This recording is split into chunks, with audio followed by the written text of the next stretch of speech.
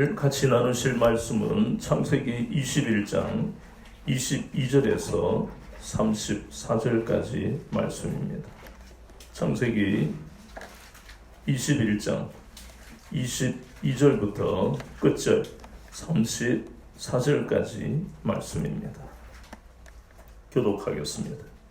그때에 아비멜렉과 그 군대 장관 비골이 아브라함에게 말하여 이르되 내가 무슨 일을 하든지 하나님이 너와 함께 계시도다.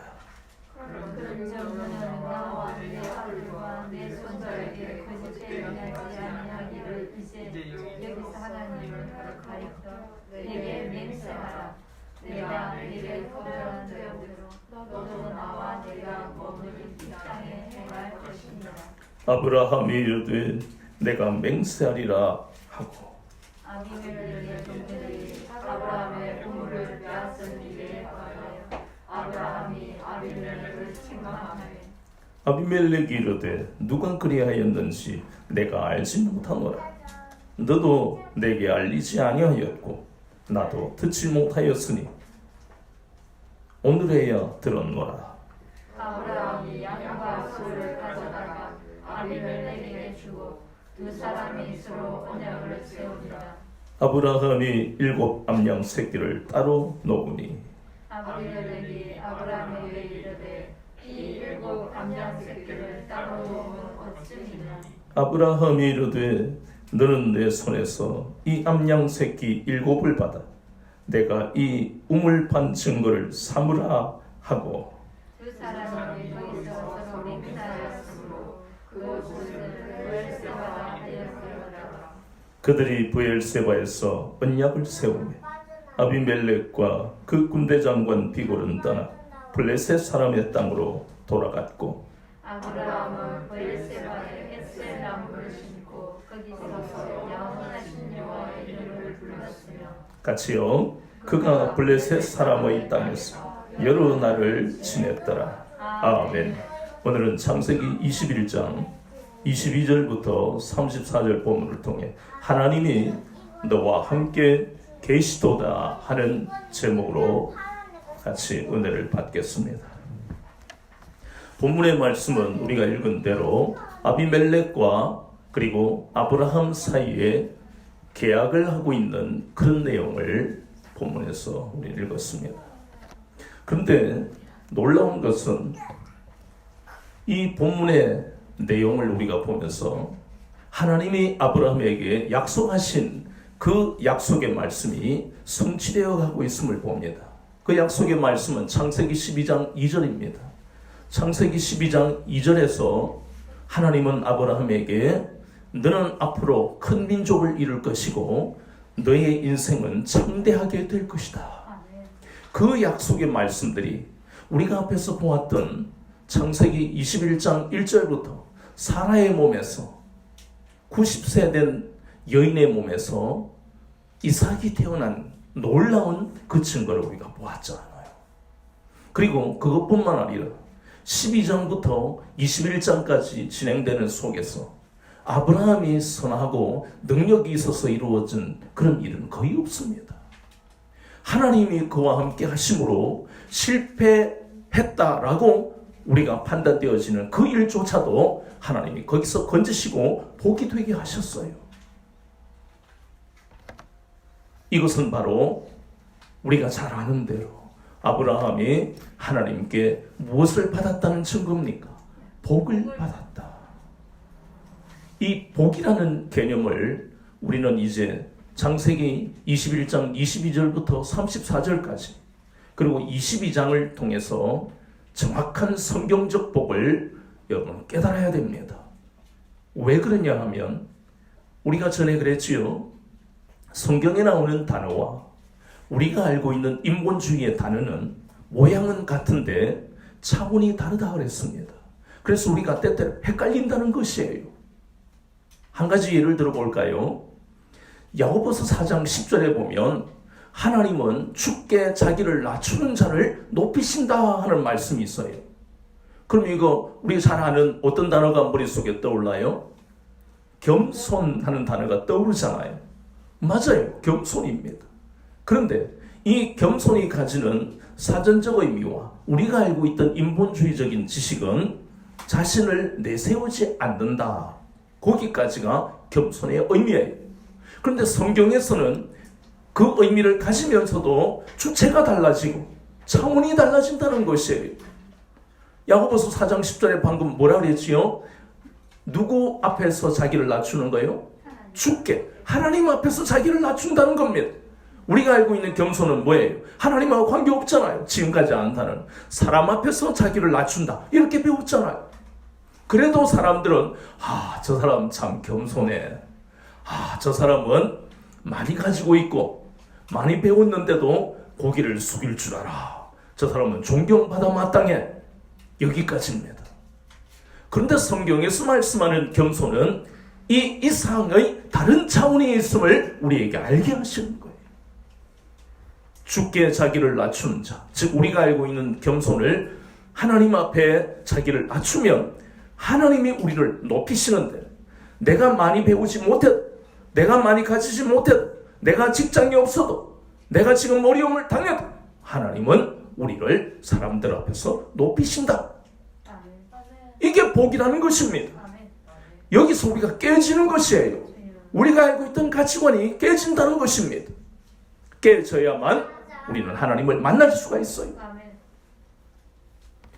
자, 그래서 본문에는 아브라함이 그렇게 복을 받았는데 구체적으로 3가지 정도로 우리가 정리를 할 수가 있습니다. 첫 번째 보이는 아브라함이 받은 복은 만사 형통의 복입니다.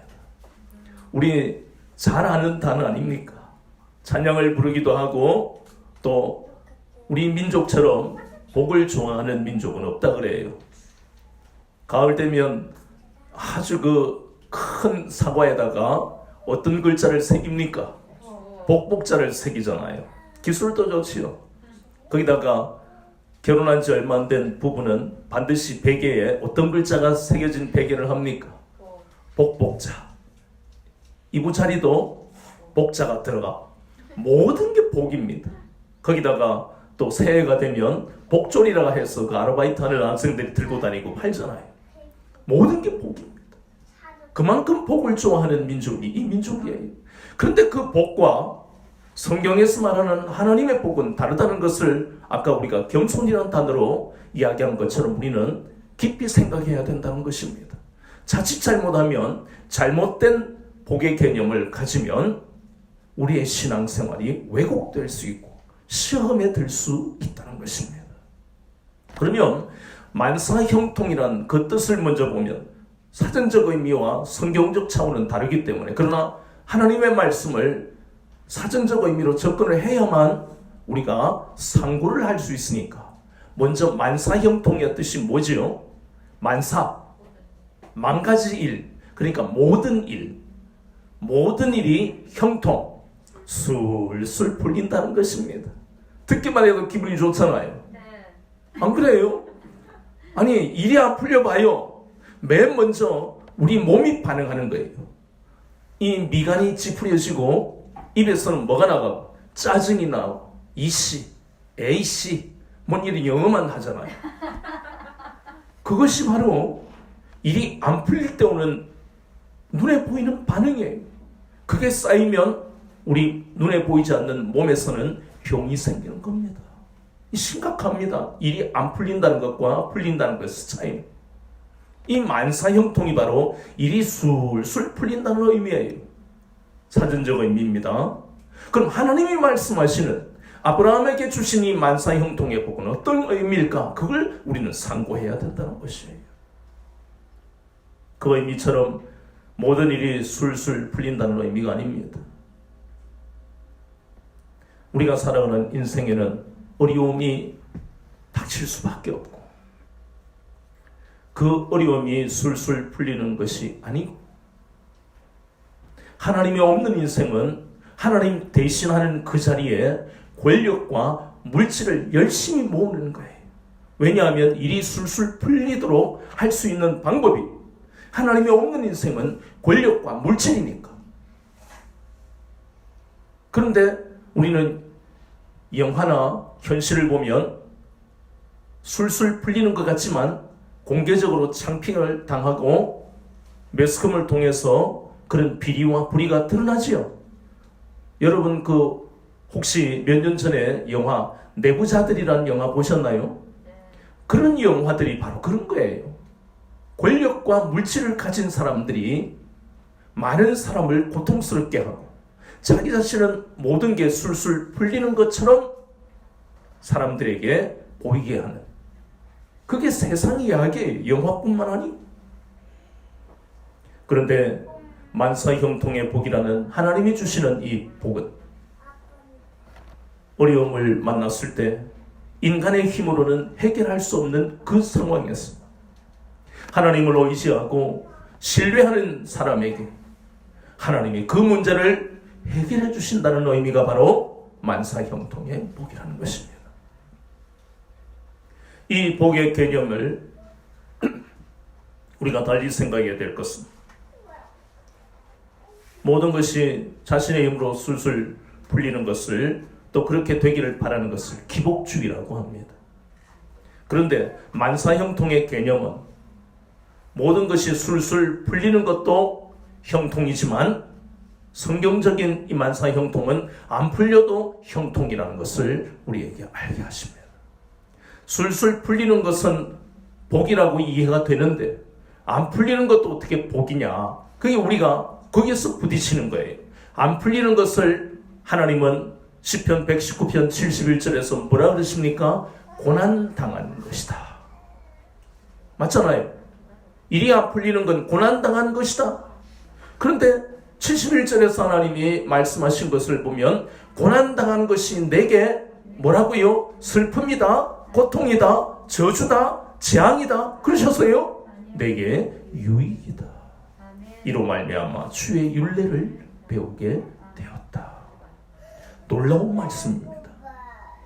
우리가 탁 부딪히는 기복주의로만 생각하고 살았던 우리 인생에서 시편 119편 71절, 야고보서 1장 2절 이하에 믿음의 시련은 인내를 이루고 온전하고 구비하여 조금 더 부족함이 없게 하신다는 그 말씀을 우리는 받아들이기가 참 어렵다는 거예요. 그래서 우리가 하나님의 말씀을 통해 날마다 하나님을 알아가지 않으면 우리는 젖먹이 신앙이 되거나 아니면 우리에게 일어나는 일들로 인해서 우리가 시험당할 수가 있다는 것입니다. 다시 한번 정리를 하면 아브라함이 받은 복은 어려움 가운데서 하나님이 모든 일들을 술술 풀어주신 것만이 복이 아니었다는 것을 아브라함에게 깨닫게 하시듯이 우리도 깨달아라고 우리에게 말씀하시는 거예요. 하나님은 사무엘하 8장 6절과 14절에서 다윗이 어디로 가든지 여호와께서 이기게 하셨다.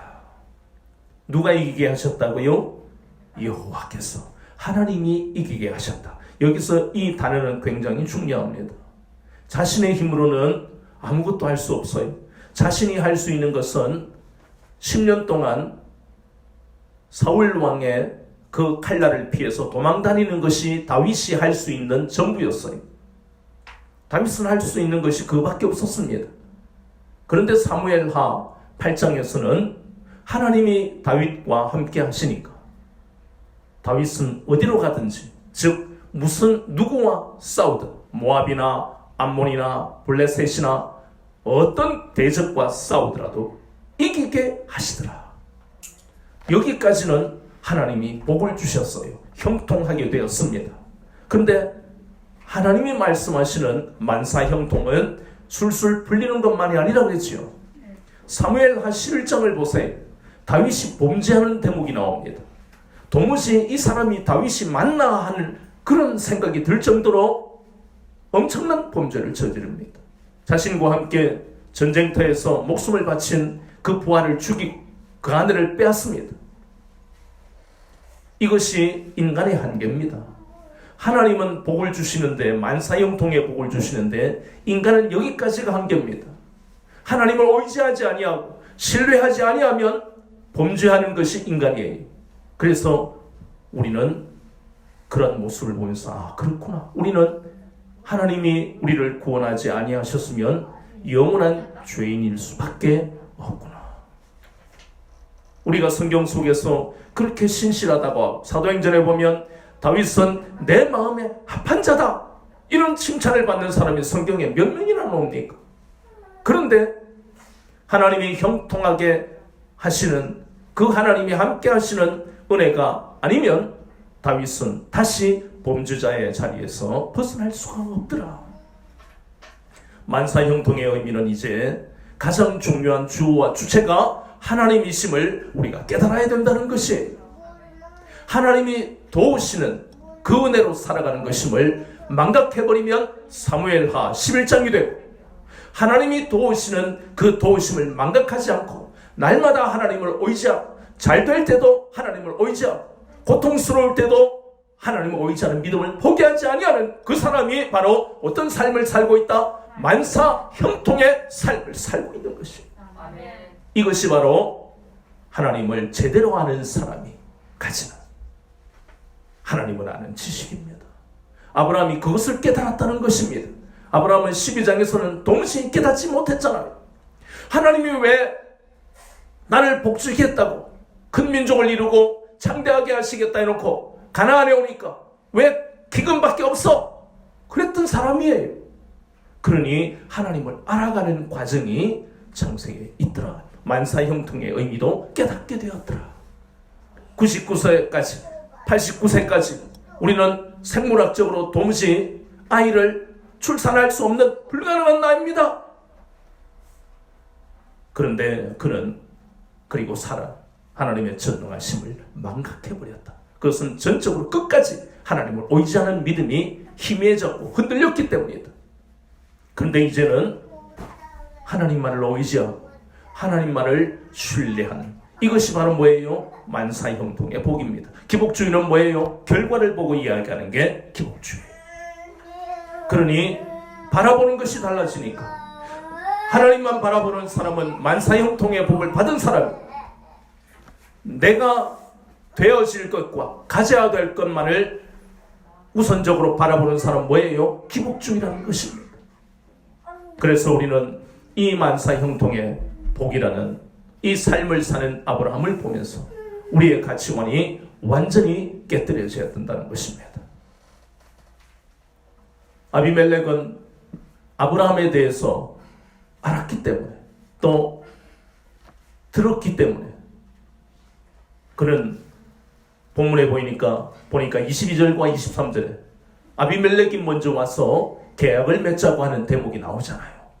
그러면 어디에서 아비멜렉이 아브라함에 대해서 하나님이 아브라함과 함께 하시는 것을 듣고 알았을까요? 창세기 14장에 보니까 그돌라오멜 왕의 연합군을 세상에 집에서 길리온 318명을 때리고 쳐부수었다는 그 소문을 듣고 놀래버렸을 것이고, 우리가 앞에서 보았던 창세기 21장에 어떻게 100세의 노인이 아이를 가질 수 있어? 그것도 25년 동안이나 기다리고, 거기다가 가장 직접적인 이유는 바로 앞전에 우리가 보았던 창세기 20장 1절에서 18절까지 사라의 사건을 통해서 아비멜렉은 하나님을 알고 있었다는 겁니다. 그래서 먼저 자신이 와서 계약을 맺기를 원하는 거예요. 이것이 뭐예요? 만사형통의 삶이다. 아브라함이 가나안 땅에 땅 한 평 있습니까? 한 평은커녕 땅이 있으면 왜 그 자리에 머물지 않겠습니까? 땅도 한 평 없는 이 아브라함에게 하나님만 의지하니까, 하나님은 땅도 없는 아브라함에게 그가 가진 재산과 가축을 유지할 수 있도록 형통의 복을 주셨다는 겁니다. 그리고 아비멜렉은 블레셋의 그랄의 왕인데도 땅도 없는 이 아브라함을 함부로 하지 못했던 것이고요. 두 번째 아브라함이 받은 복은 바로 높임을 받는 삶이라는 겁니다. 하나님은 아브라함을 높이시니까 블레셋의 그랄 왕과 대등하게 당당하게 계약을 맺게 하셨다는 겁니다. 아브라함의 말과 행동에 하나님이 능력을 나타내신 겁니다. 그것은 우리가 잘 아는 대로 창세기 14장에서 그것을 보았잖아요. 시편 91편 14절에 보면 이런 말씀이 나옵니다. 그가 나를 사랑한 즉 내가 그를 건지고 그가 나를 안즉 내가 그를 높이리라. 높임을 받는 삶에 대한 간단하면서도 정확한 말씀을 시편 91편 14절에서 말씀하고 있어요. 하나님은 우리에게 두 가지를 요구하십니다. 첫 번째 하나는 뭐라고요? 하나님을 사랑해야 된다는 것입니다. 하나님을 사랑하지 않으면 뭐가 됩니까? 우상숭배. 하나님을 첫 번째 사랑하지 않아도 우상숭배. 하나님을 사랑한다는 것은 우상숭배하지 않는다는 것으로 의미합니다. 하나님만 섬긴다는 것으로 의미합니다. 내 인생에, 여러분의 인생에 하나님이 첫 번째가 되어야 된다는 것이에요. 그러면 하나님은 어떤 상황에서도 저와 여러분을 건지신다는 겁니다. 다윗이 그 고백을 했잖아요. 시편 40편 1절 2절에서 하나님이 나를 어디에서 건지셨다고요? 기가 막힌 웅덩이와 수렁에서 건지셨다. 어째서 하나님은 다윗을 건지셨을까요? 어째서 하나님은 사울을 버리셨을까요? 그 차이가 바로 여기 나온 것입니다. 시편 91편 14절에 다윗은 하나님을 어떻게 했기 때문에? 사랑했기 때문에. 우리 사진 찍을 때 주로 어떤 포즈를 취합니까? 사랑해요 뭐 이런 거나 뭐 요러거나 뭐 이렇게 하여튼 뭐 이런 표시를 하잖아요. 어쨌든 나이 든 사람이 이래도 귀엽고 그게 사랑이에요. 사랑은 누구나 다 좋아하는. 그런데 그 사랑과 하나님이 말씀하시는 하나님을 사랑하는 그 사람은 또 차원이 어떻게 해요? 다르다. 우리는 많은 사람을 사랑하고 살잖아요. 제가 만약에 아내를 사랑하지 않으면 큰일 나겠지요. 우리 딸들이 저를 얼마나 혼내겠어요. 아빠 반성해. 그리고 우리가 딸들을 사랑하지 않으면 하나님이 저를 혼내실 거예요. 또 제가 성도들을 사랑하지 않고 맨날 저주만 하면 저는 하나님이 엄청나게 징계하실 거예요. 그런데 그런 사랑들보다 가장 중요한 사랑, 우리가 하나님만을 사랑하는 그 사랑이 가장 중요하다는 것입니다. 그리고 또 하나, 첫 번째는 하나님을 사랑하는 자를 기가 막힌 웅덩이와 수렁에서 건지시고, 두 번째는 우리가 하나님을 알아야 된다는 것입니다. 하나님을 아는 방법은 기도해서 하는 게 아니에요. 찬송해서 하나님을 아는 게 아니에요. 하나님을 아는 방법은 유일하게 한 가지밖에 없어요. 기도원에 가서 은사 받았다고 하나님을 압니까? 아닙니다. 하나님의 말씀을 날마다 가까이 해야만 하나님을 아는 거예요. 하나님을 아는 자를 하나님은 우리를 어떻게 하신다고요? 높이신다는 겁니다. 그런데요, 세상에서는 권력과 물질을 가진 사람들이 큰 소리를 칩니다. 내가 말이야, 얼마나 돈이 많은 줄 알아? 우리 집에 의사, 검사, 사자만 다 있어. 목사 빼고. 그러면 이런 사자만 있다고 자랑하고 돈이 많다고 자랑하고, 우리 아버지가 말이지, 우리 할아버지가 일제시대 때에 논이 만 평이나 있었어. 그런 것들이 바로 뭐예요? 세상 사람들에 있어서 큰 소리치는 근거가 됩니다. 그래서 우리가 참 듣기 거북한 말이지만 그런 사람들이 갑질이라는 것을 하는 거예요. 그러나 하나님은 우리를 사랑하셔서 사랑하는 자녀들에게 은혜를 주시고, 어떤 은혜를? 존귀와 영광이라는 은혜를 주셔서 세상 권세와 물질이 어떻게 하지 못하는 놀라운 은혜를 우리에게 주시니 얼마나 놀라운 일입니까? 우리가 권력도 물질도 가지지 않았는데 만약에 하나님이 그 사람에게 권력과 물질을 주셨으면 선한 영향력을 미쳐야 되는 것이고, 있든 없든 간에 하나님은 그것과는 비교할 수 없는 존귀와 영광을 우리에게 허락하셨기 때문에 세상이 우리를 어떻게 하지 못하는 것이에요.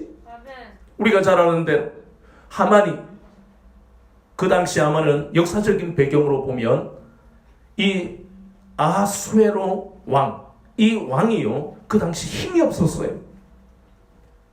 페르시아가 역사적으로 그리스하고 전쟁을 몇 차례 했지요. 그때에 나라의 국고가 탕진이 되어버렸어요.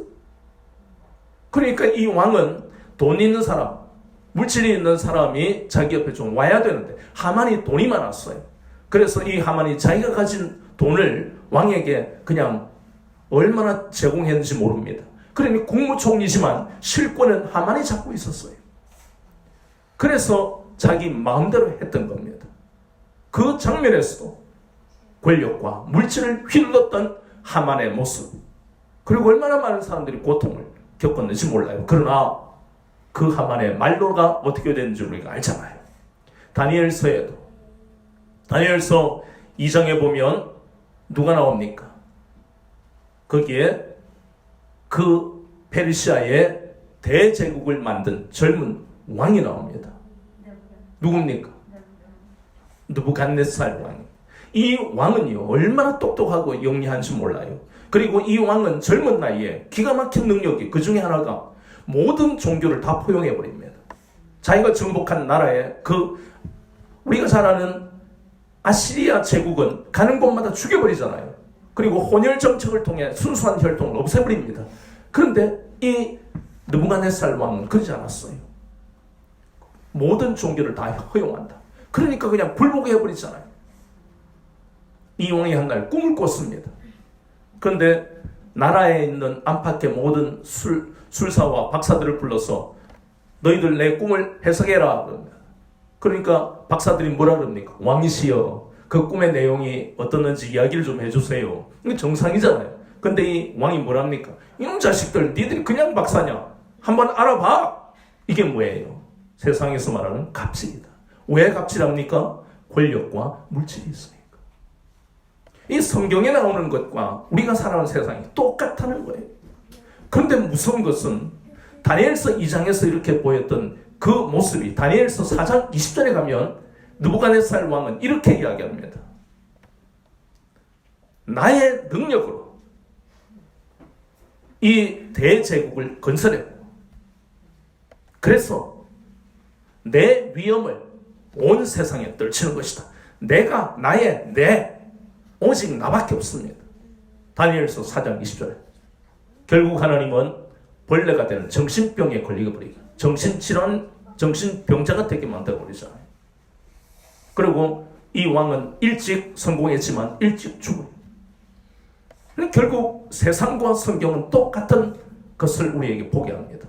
세상 권력과 물질을 가지면 큰 소리 치는 건 사실이지만, 그러나 그의 인생의 말로나 과정은 결코 행복과는 관계가 전혀 없다는 것입니다.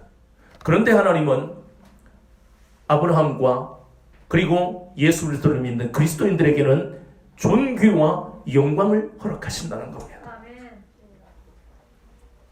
이것이 바로 오늘 이 장면에서 자기 땅 하나 없는 아브라함에게 하나님은 하나님을 의지하고 신뢰하는 아브라함에게 블레셋의 그랄 왕인 이 아비멜렉과 대등한 관계에서 계약을 맺는 하나님의 높이심이 오늘 본문에서 보이는 겁니다.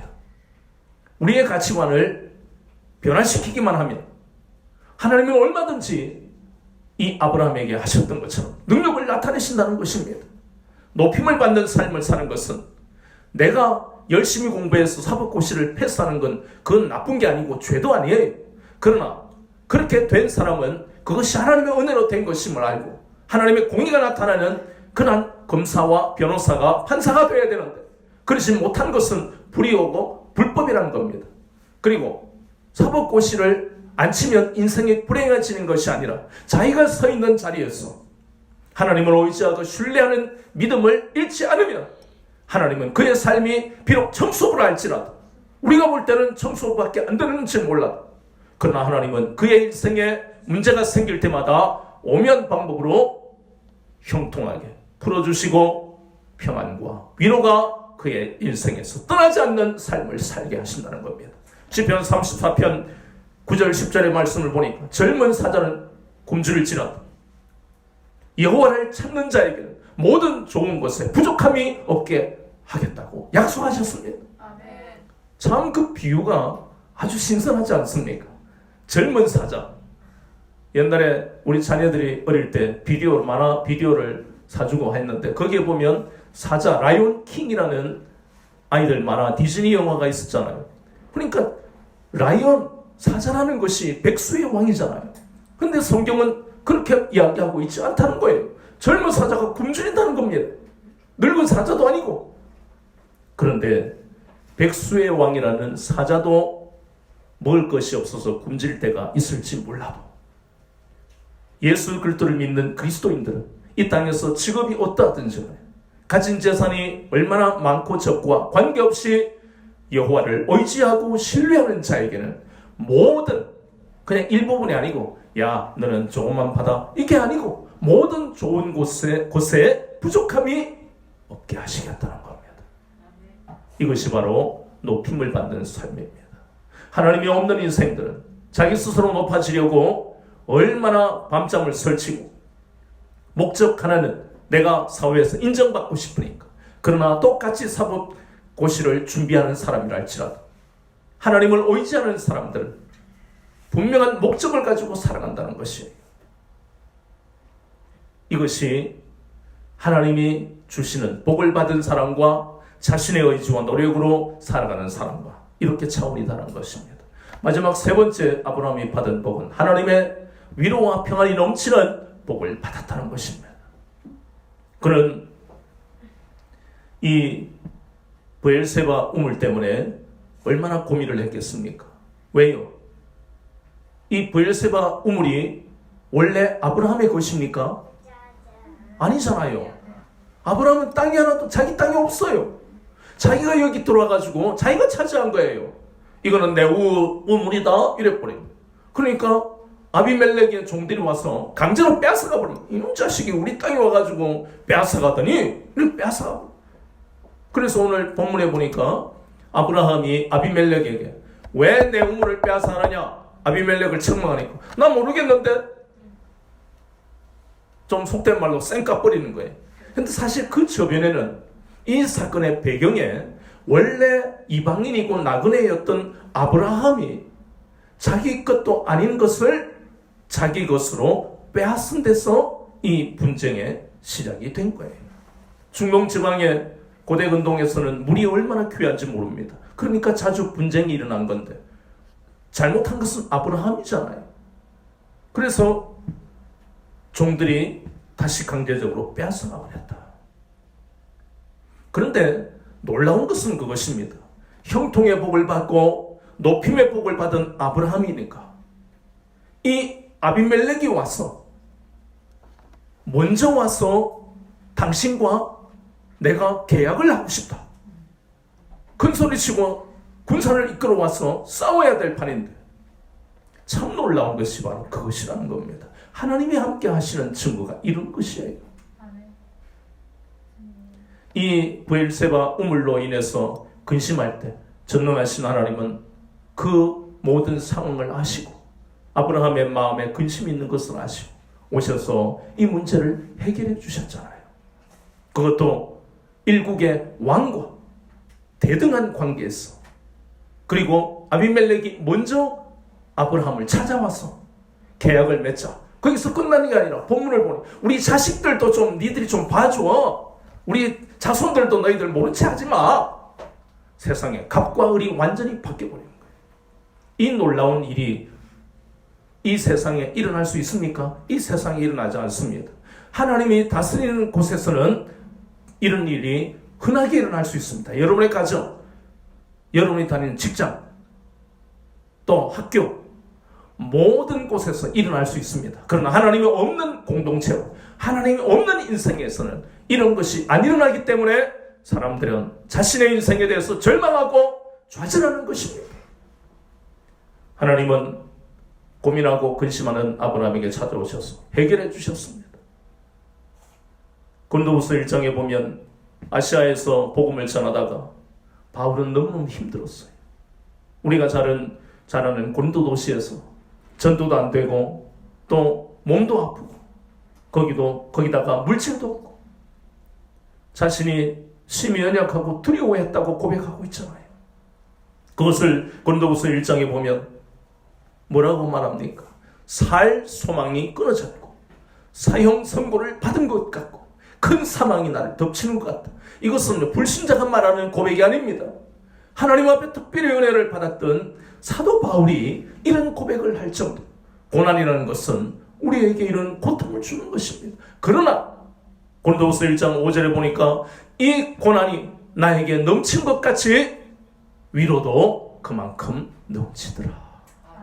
이 고백을 하면서 나를 이전에도 건지셨고 지금도 건지시고 앞으로도 건지실 하나님을 소망한다고 고백하면서 내가 받은 이 고난 속에서 예수 그리스도의 우리 주님의 그 위로하심이 나를 통해 여러분에게도 흘러 넘쳐가기를 원한다. 그 이야기를 하고 있는 거예요.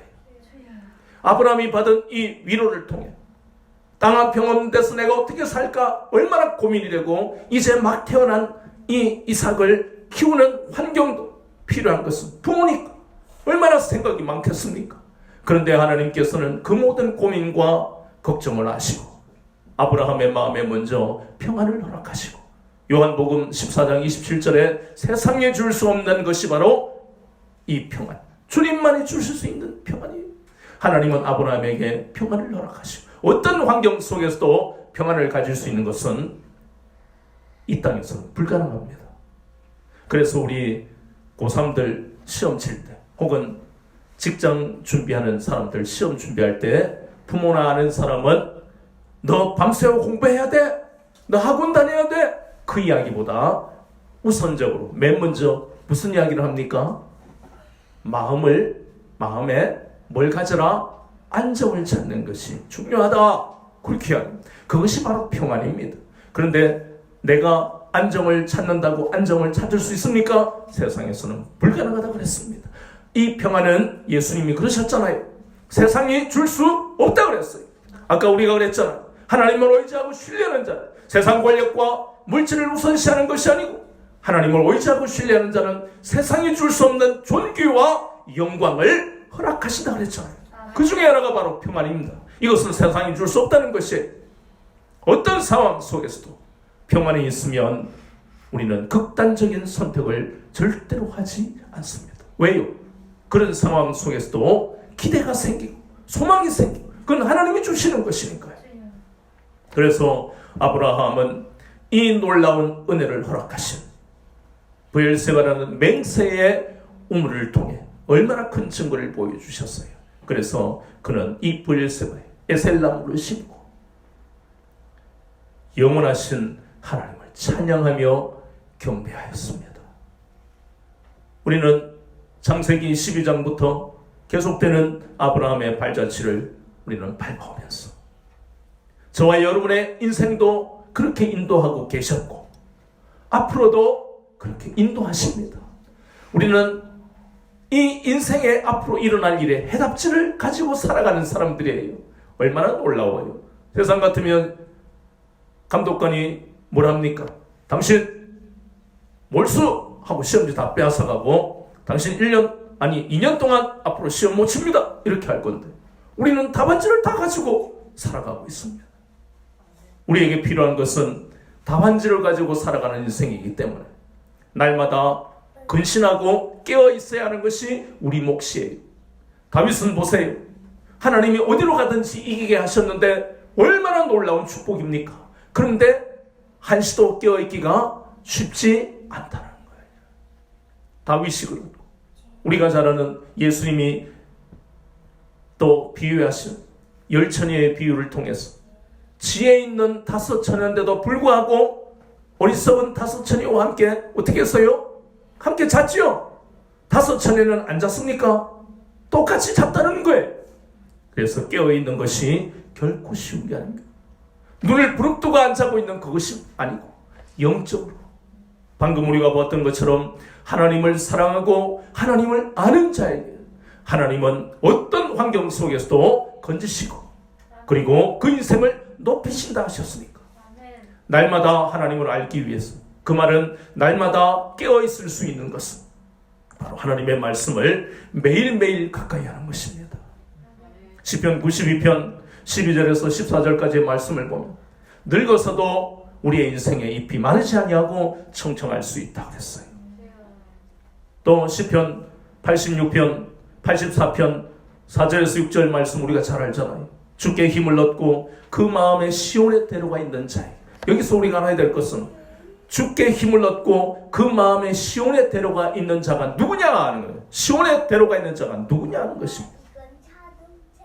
시온은 하나님을 의미합니다. 시온산. 그렇다면 이것을 쉽게 풀어서 마태복음 7장의 말씀처럼 예수님은 우리에게 어떤 길을 가라고 말씀합니까? 좁은 길을 가라. 즉 시온의 대로가 있는 자라는 것은 신약으로 말씀을 풀어보면 십자가의 길을 걷는 자를 의미합니다. 십자가의 길을 걷는 자가 바로 아브라함처럼 하나님만 의지하고 어떤 환경 속에서도 하나님을 신뢰하는 것을 의미하는 거예요. 그 말씀이 바로 복음으로 하면 십자가의 길을 걷는 자. 그 길은 좁은 길입니다. 많은 사람이 가지 않는 길. 그래서 우리에게는 고통이 있다는 것이.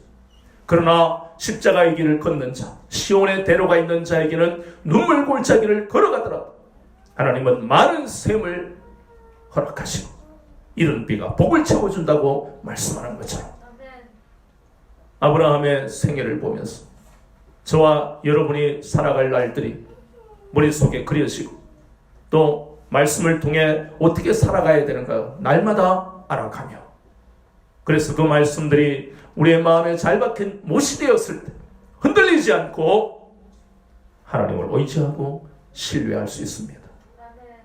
아브라함처럼 우리 모두는 이렇게 우리의 인생을 푸른 풀밭으로 쉴만한 물가로 인도하신 하나님 앞에 경배와 찬양을 드리는 인생이 되어야 되는, 이런 인생을 사시기를 우리 주 예수 그리스도 이름으로 축원합니다.